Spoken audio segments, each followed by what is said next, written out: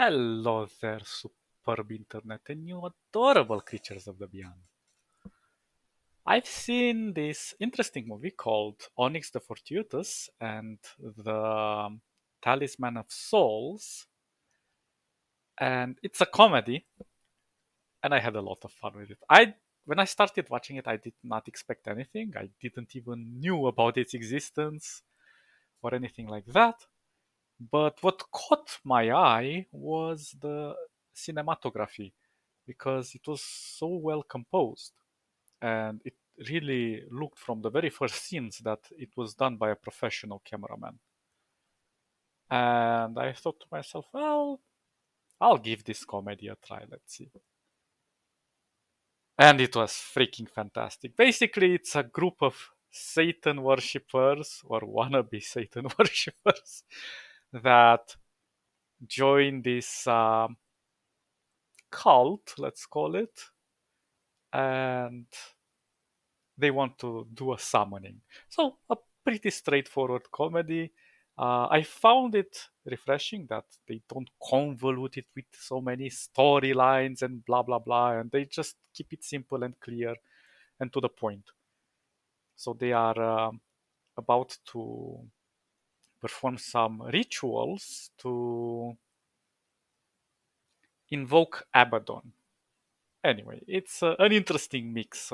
They have some Cthulhu mythos in there because they've talked about some Lovecraftian items, the dagger of Dagon, and it's interesting.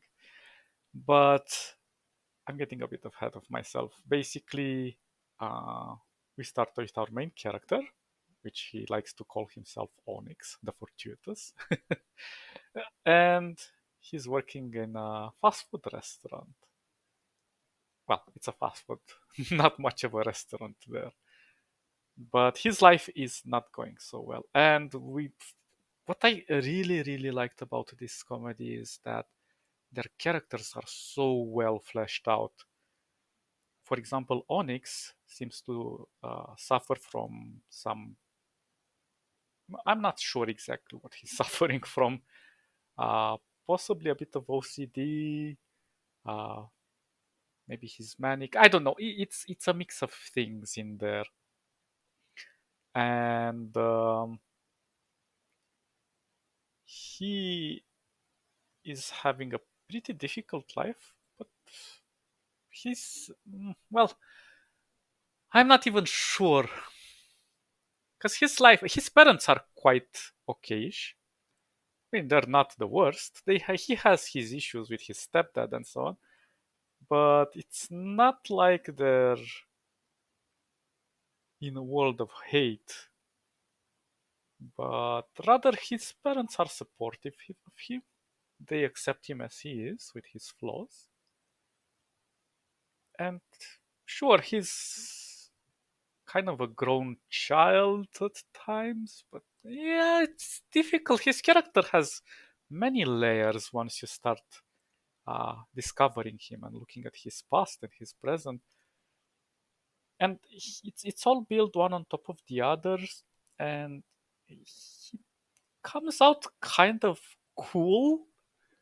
Although they try to portray him as a loser, he's kind of a cool loser, if I would say so myself. You know, it's like he understands his limitations, but in spite of those limitations, he still wants to achieve his goals, and it does show him through some moments where he's really struggling, and he really does is not happy with the way life goes on for him.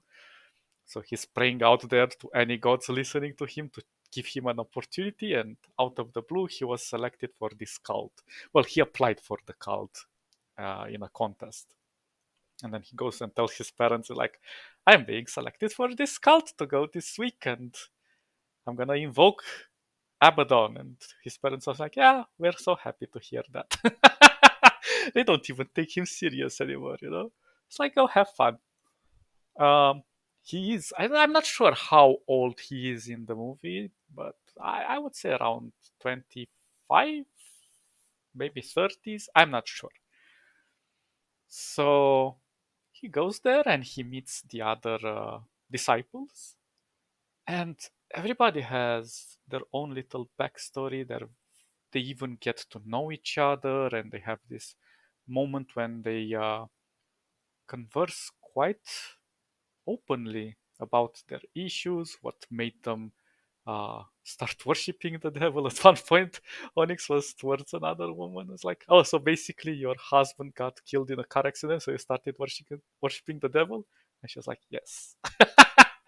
and, and I don't know. It's they're not trying to make the characters goofy like clowns and without any character. I don't know, any consistency to their characters. They they truly show their human feelings. They show they're afraid in moments. They show they're vulnerable. They show that they don't know everything and that they're trying. So there is a bit of drama, low key drama there. It's very subtle but very well placed together. Then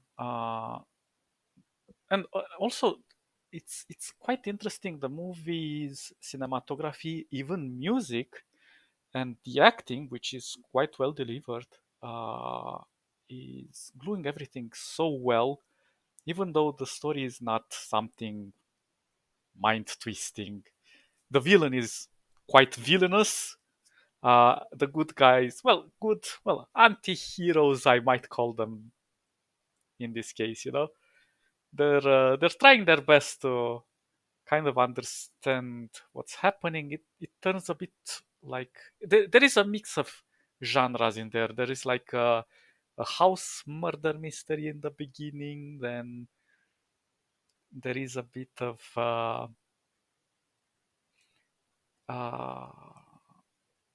drama, as I said, but it turns to something that I did not expect towards the middle of the movie.